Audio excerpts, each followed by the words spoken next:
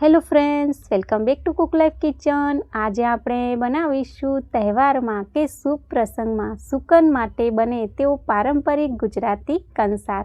તો નવરાત્રિ હોય કે દિવાળી હોય કે પછી લગ્ન હોય કે શ્રીમંત હોય, ત્યારે આપણા દરેકના ઘરે સુકન માટે કે પ્રસાદ માટે ઘઉંના લોટનો કંસાર જરૂરથી બનતો હોય છે, ખરું ને? તો આજે આપણે પરફેક્ટ માપ સાથે ગોળ વગર ઘઉંના લોટનો કંસાર કઈ રીતે બને તે જોઈશું।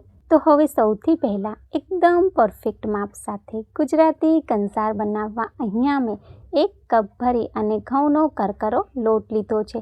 તો આપણે જે લાડવા બનાવવા માટે લોટ લઈએ બસ તે જ લોટ તમારે લેવાનો છે। સૌથી પહેલાં મેં લોટને ચાળી લીધો છે। તો હવે લોટને મોણ દેવા અહીંયા મેં થોડું હલકું ગરમ ઘી લીધું છે।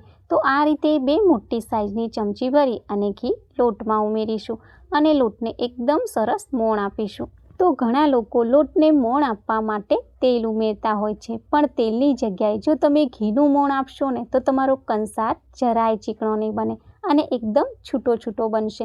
અહીંયા તમે જોઈ શકો છો મેં લોટને એકદમ સરસ મોણ આપી દીધું છે। તો બસ હવે આ લોટને થોડી વાર માટે આપણે સાઈડમાં રાખીશું અને હવે કંસારને એકદમ સરસ મીઠો બનાવવા અહીંયા મેં 1/2 કપ ભરી અને ખાંડ લીધી છે।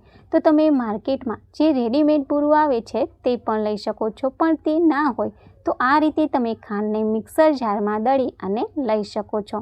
તો હવે ખાંડને એકદમ સરસ પાવડર ફોર્મમાં દળી લઈશું। તો અહીંયા તમે જોઈ શકો છો મેં ખાંડને એકદમ સરસ પાવડર જેવી દળી લીધી છે।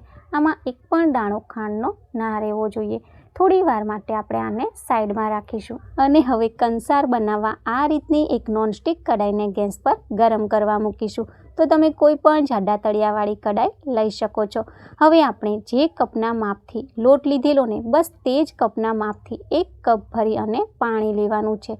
તો આપણે 1 કપ લોટ લીધેલો છે તો તેની સામે 1 કપ પાણી લેવાનું છે અને હવે સુકન માટે પાણીમાં આ રીતનો નાની સાઈઝનો ટુકડો ગોળનો ઉમેરીશું। તો કોઈ પણ તહેવાર કે શુભ પ્રસંગના પ્રસાદ માટે કંસાર બને ને તેમાં સુકન માટે ગોળ જરૂરથી ઉમેરાય છે। હવે 2 ચમચી જેટલું ઘી ઉમેરીશું અને હવે 2 મિનિટ માટે પાણીને એકદમ સરસ ગરમ થવા દઈશું। તો ગોળ પાણીમાં સારી રીતે મેલ્ટ થઈ જાય ને ત્યાં સુધી ગરમ થવા દઈશું અને હવે થોડી વાર પછી તમે જુઓ કે પાણીમાં બબલ દેખાવા લાગ્યા। તો આ રીતે એકદમ સરસ પાણી ઉકળે ને ત્યારે આપણે આમાં જે મોણ દઈને લોટ રાખેલો છે ને તે ઉમેરવાનો છે અને ગેસની ફ્લેમને એકદમ લો કરવાની છે અને પછી આ રીતે વેલણની મદદથી લોટને પાણીમાં એકદમ સારી રીતે મિક્સ કરવાનો છે। આ રીતે મિક્સ કરવામાં તમારે ચમચાનો ઉપયોગ નથી કરવાનો।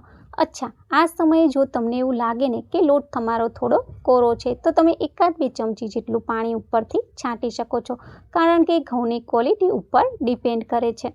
તો હવે લોટ એકદમ સરસ મિક્સ થઈ ગયો છે। તો આપણે આને ઢાંકણ ઢાંકીને લો ફ્લેમ ઉપર 5 મિનિટ માટે થવા દઈશું અને હવે થોડી વાર પછી આપણે ઢાંકણ ખોલીને જોઈએ ને તો લોટ થોડો ચડી ગયો છે, પણ આ રીતે લોટની ગાંઠો થઈ ગઈ છે। તો શું કરવાનું કે આ રીતે વેલણની મદદથી તમારે લોટની ગાંઠોને છૂટી કરવાની છે। તો આ પ્રોસેસ એકદમ ઇઝી છે અને 2 થી 3 વાર તમારે ઢાંકણ ખોલીને કરવી પડશે। હવે ગેસની ફ્લેમ કડાઈને ઓછી અડે એટલે આપણે કડાઈની નીચે તવી રાખીશું અને પછી ઢાંકણ ઢાંકીને લો ફ્લેમ ઉપર 10 મિનિટ માટે થવા દઈશું અને થોડી વાર પછી ઢાંકણ ખોલીને જોઈએ ને તો કંસાર માટેનો લોટ એકદમ સરસ ચડી ગયો છે। અહીંયા તમે જોઈ શકો છો કે લોટનો એક દાણો છૂટો બન્યો છે। તો બસ આ રીતે તમારો કંસાર બનવો જોઈએ।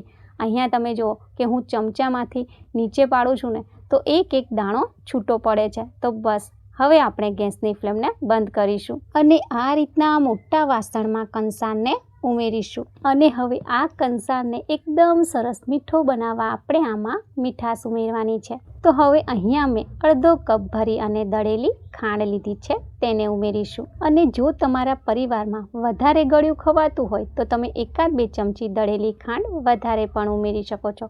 હવે સારી રીતે બધું મિક્સ કરી લઈશું। તો હવે આ તૈયાર થયેલા કંસારને સર્વ કરતા સમયે તમારે આ રીતે ઉપરથી ગરમ ગરમ ઘી ઉમેરવાનું, પણ જો થોડી વાર પછી કંસારને ખાવાના ઉપયોગમાં લેવાનો હોય તો તમારે ઘી નહીં ઉમેરવાનું। આ રીતે તમારે કંસારને કોરો જ રાખવાનો.